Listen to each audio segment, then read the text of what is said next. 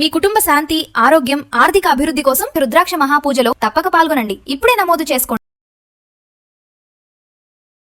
Hi viewers, India's largest digital media network Suman టీవీకి స్వాగతం. ప్రస్తుతం మనతో ఉన్నారండి డాక్టర్ సమరం గారు.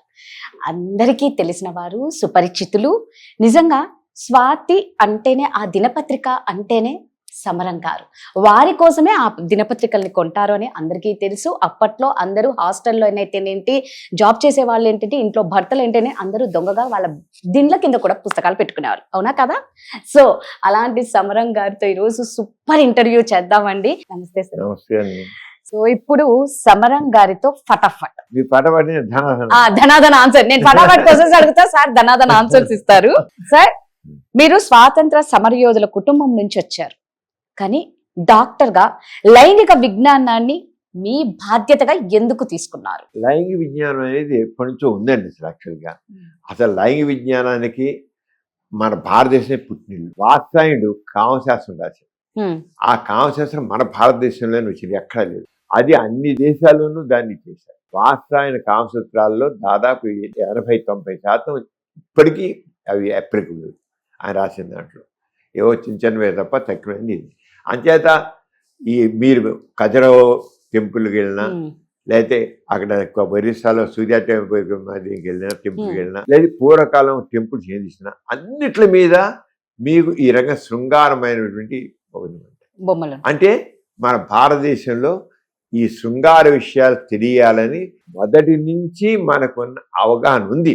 చెయ్యాలని ఒక అందుకని ఆ రోజు చదువులు లేవు కనుక అతి సామాన్యులకు కూడా లైంగిక జీవితం అవగాహన కావాలనే మన వాళ్ళు, మన భారతీయ పూర్వులు అందరూ అనుకున్నారు. అంటే అది ఏ రకంగా కూడా అశ్లీలత కాదు. అందుకని నేను డాక్టర్గా నేను చదువుకుంటు రోజుల్లో కానీ అప్పుడు కానీ చూస్తే చెప్పడానికి దాచుకోవడం ఎన్నో విషయాలు కొన్ని బాధ చెప్పరు. అత్తపేం చేస్తే తప్పు అనుకుంటాడు, వీరం పోతే వీకైపోతా అనుకుంటాడు, అవే బలహీనైపోతాడు. ఇన్ని రకాలుగా ఎన్నో నేను డాక్టర్ చదువుకుంటూ రోజులు ఉన్నాయి. అలాగే మా నాన్నగారు మరి సోషల్ వర్కర్ కనుక ఆయన దగ్గరికి ఒకసారి ఒక కేసు ఇచ్చాను. నేను జస్ట్ మెడిసిన్ ఫస్ట్ ఇయర్లో ఉండగా ఫస్ట్ ఇయర్ ఏం కేసు ఇచ్చింది, గుడివాడలో ఏఎన్ఆర్ కాలేజీలో BA చదువుతున్న వాడు ఒక ఆయన పెళ్లి నిశ్చయం. అతనికి ఏంటి, హస్తభేగం చేశారు. వీరు చాలా కోల్పోయాను, నేను దాంపత్య జీవితం పనికిరాను డిసైడ్ అయిపోయాను. కానీ అమ్మా నాన్నకి చెప్పలేకపోయాడు. పెళ్లి చేస్తున్నారు. శోభనం రాత్రి గదిలోకి పాల గ్యాసుతో ఆ అమ్మాయి రాగానే ఆ అమ్మాయి కాళ్ళు పడిపోయాడు.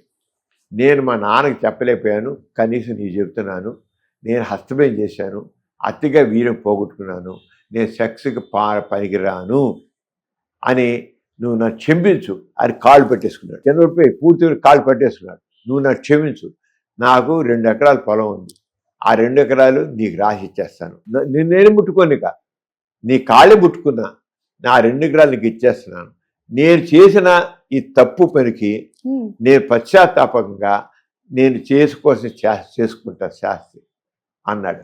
అని మన్నాడు ఏ కాలేజీలో అయితే తన విద్యార్థిగా ఉన్నాడో ఆ కాలేజీకి ఎదురుగా ఒక చిన్న తాటాకులు పాకేసి టైర్లు సైకిల్ టైర్లు పంచర్లు వేయడం, గాలి కొట్టడం, సైకిల్ రిపేర్ షాప్ పెట్టాడు.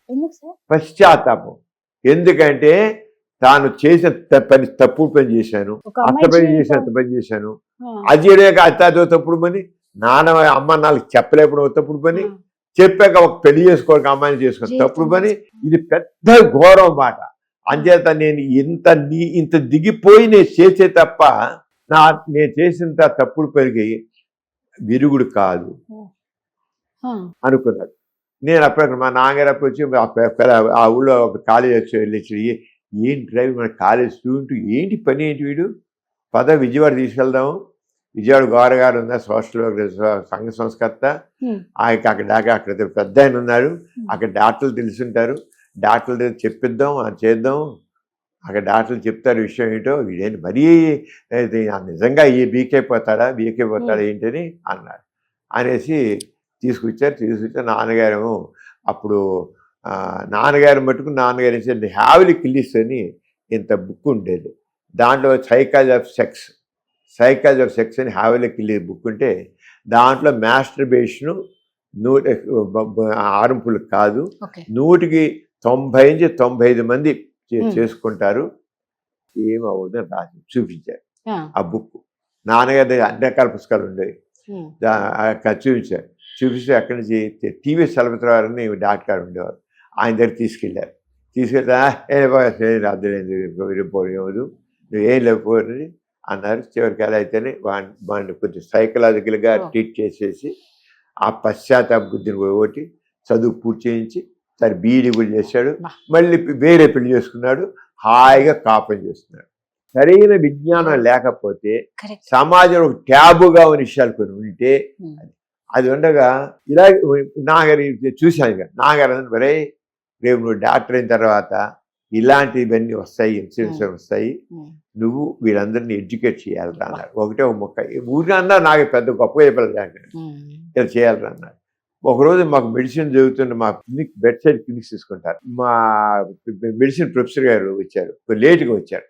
ఆయన లేటుగా వచ్చి, మీకు ఎందుకు నేను లేటుగా వచ్చాను తెలుసా మీకు, నా దగ్గర ఒక పెళ్లి కావాల్సిన ఐఏఎస్ ఆఫీసర్ వాడు ఇచ్చాడు, యంగ్ బాయ్, వాడు ఐఏఎస్ పాస్ అయ్యాడు, వాడు పెళ్లి కాబోతుందట. వాడు వచ్చి నేను అర్థం చేశాను, వీర్యం పోయింది, నా నిద్రలో వీర్యం పోతుంది, ఇక నేను పెళ్లికి పనిరాను అనుకుంటున్నాను, నేను పని అయితే మందు ఇచ్చి బాగుపరుస్తారా అని అడడానికి వచ్చాడు దగ్గరికి. వాడు ఐఏఎస్, వాడికి చదువు గురించి చదువుకున్నాడు కానీ వాడి గురించి వాడికి ఏం తెలియదు. Stupid, is a stupid.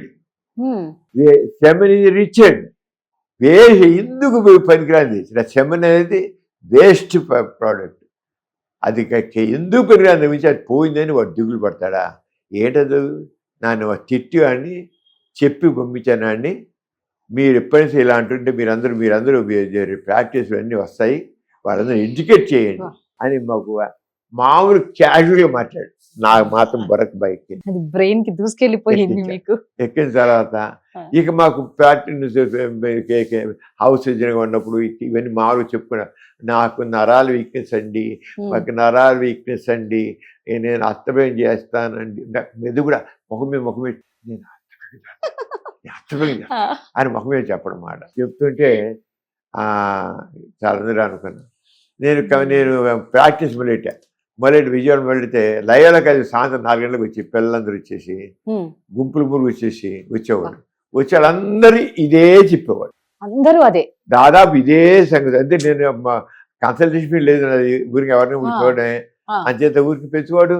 ఏదో కొంత జ్వరాల వాళ్ళు కొనొస్తారు, దగ్గుల వాళ్ళు కొనొస్తారు, విరోధి వాళ్ళు కొనొస్తారు, వీళ్ళు కూడా వచ్చారు పక్కన లైవ్లో అది వచ్చి అందరూ ఇవే చెప్పడం. అదే టైంలో నేను ఆల్ ఇండియా రేడియో చాలా టాక్స్ ఇచ్చేవాడిని, చాలా టాక్స్ ఇచ్చాయి.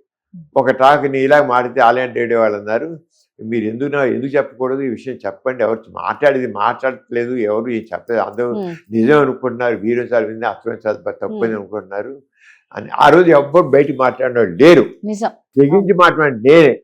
అంచేత ఆల్ ఇండియాలో సెక్స్ గురించి కొన్ని అపోహలు అని ఒక టాక్ ఇచ్చాను 1974లో.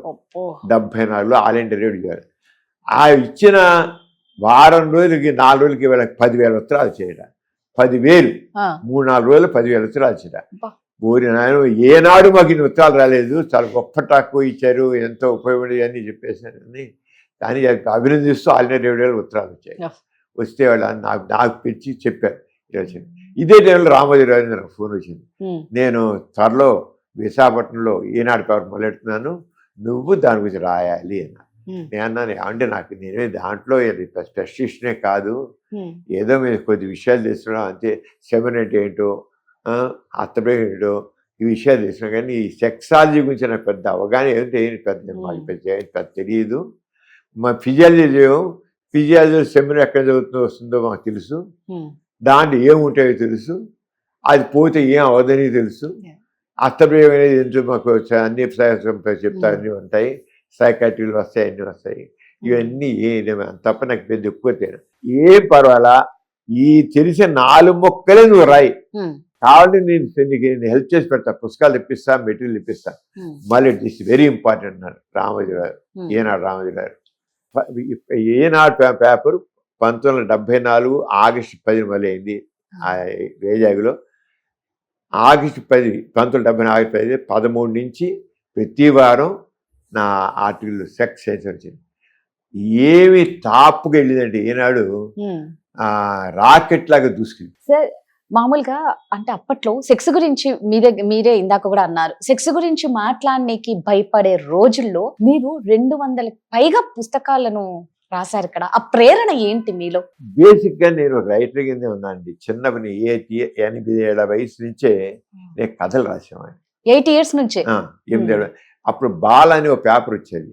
న్యాయపతి రాఘవరావు, కామేశ్వర గారు, రేడియో అక్కయ్య, రేడియో అన్నయ్య అని పేరు ఉండేది. రేడియో అక్కయ్య ఆ పేదల ప్రతి మాసపత్రిక మాట. ఆ మాసపత్రికలో నేను కథలు రాసేవాడిని. ప్రతి నెల ఒక కథ రాసేవాడిని. అంటే బేసిక్గా నేను చిన్న కవిని, చిన్న రచయితని, కథకుడిని, ఇవన్నీ ఉన్నాయి. కాస్త ఉన్నాయి. ఇప్పటికీ ఉంది కాస్త. అంచేత ఆ ప్రేరణతో నేను జనరల్గా నాకు ఇంకోటి అంటే నాకు తెలిసి ఇంకోటి చెప్పాలి అనేది నాకు చాలా ఎక్కువ.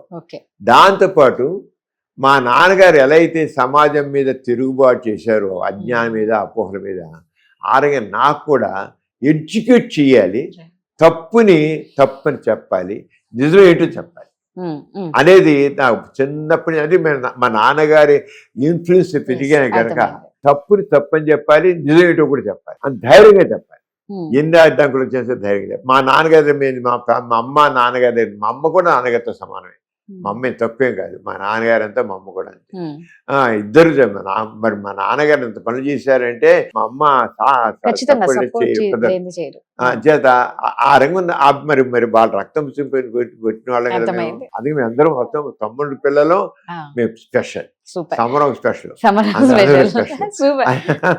అంటే ఆ రంగా నాకు వచ్చి ఎప్పుడు చదివాను, ఇవన్నీ చూశాను, ఇక రాయడం మొదలెట్టాను ధైర్యంగా. నాకు తెలుసు చాలా వ్యతిరేకత చేయి. నేను ఈనాళ్ళు రాస్తున్నప్పుడు ఆ రోజుల్లో ఆయుర్వేద శాస్త్రంలోనేమో మరి 1000 సార్లు విలువైంది, పోతే ఇదైపోతుంది చెప్పడం అంటే నేనే లేదు, నథింగ్, అంత పోయిన లక్కలేదు, అర్థం చేసుకో, ఏం మానసలు నేనే చెప్తాను, పోతుంది ఏం అవుతుందని చెప్తాను. నిజమే, ఉన్నవాడు ఫ్యాక్ట్ అంటే నథింగ్ విల్ హ్యాపెన్. ఇప్పుడు వీరేం పోతే మరి పెళ్ళైన వాళ్ళందరూ పక్క పీసులు అయిపోవాలి. అవుతున్నాడా ఒకడు ఏమడు అంచేత. అలాగే పెళ్ళి మరి వీరేమో ఆడదాన్ని యూన్లో పడితే అది ఉబ్బిపోవాలి, ఉబ్బిపోతుందా, మరి ఆ బలం వాళ్ళకి వెళ్ళిపోయింది ఇంజక్షన్ లాగా. అంచేత ఏం లేవు, ఇవన్నీ లాజికల్ థింకింగ్ కావాలి. అందుకే మనకి ఏంటంటే లాజికల్ థింకింగ్ కావాలి కనుక నేను రాశాను. తిట్టిన వాళ్ళు ఉన్నారు, పుస్తకాలు ఇస్తారు నా మీద చాలా తిట్టు ఆర్టికల్స్ రాశారు, చాలా చేశారు నా మీద. మొట్టమొదటి ఏనాళ్ళు వచ్చారు చాలా అది 10 సంవత్సరాలు తెలియదు. నేను ఎక్కడ మీటింగ్ సరే ఇంకోటి చెప్పాను, నేను కొన్ని ఎలిమెంటరీ స్కూల్ లెవెల్ నుంచి యూనివర్సిటీ వెళ్ళాక సెక్స్ ఎడ్యుకేషన్ కొన్ని 100 క్లాసులు తీసుకున్నాను. 100 నేను క్లాసు. మా అమ్మాయిలు, నాకు 2 అమ్మాయిలు ఉన్నారు, 2 అమ్మాయిలు అబ్బాయిలు లేరు, 2 అమ్మాయిలు ఉన్నారు. 2 అమ్మాయిలు నేను పబ్లిక్ మీటింగ్లు మాట్లాడాను. నేను ఎక్కడ వెళ్ళినా సరే వీళ్ళు 7 ఏళ్ళ వయసులో ఉన్నప్పుడు కూడా అప్పటి నుంచి తీసుకెళ్ళి నాతో పాటే డాష్ పక్కన కూర్చోబెట్టుకుని, డాష్ మీద కూర్చోబెట్టుకుని నేను సెక్స్ ఎడ్యుకేషన్ మాట్లాడాను. నేను నా పిల్లలకి చెప్పకుండా మీకు చెప్పడానికి నాకు అర్హత లేదు. అంచేత నా పిల్లలు ఉన్నారు పక్కన, నేను చెప్పిన వాడు చెప్తాడు లెక్క, అది మీకు చెబుతున్నాను. 2 ఆడపిల్లలే, 2 ఆడపిల్ల పక్కన వీటిని సెక్స్ ఎడ్యుకేషన్ మొత్తం చెప్పాను. అది అంచేదంటే ఎందుకు అంత ధైర్యం అంటే చెప్పేది నిజం. చాలా థ్యాంక్స్ అండి, మా దగ్గరికి వచ్చి మీరు ఇంత టైం మాకు ఇచ్చినందుకు, ఇంతసేపు కూర్చున్నందుకు నిజంగా కృతజ్ఞతలు. నమస్కారం.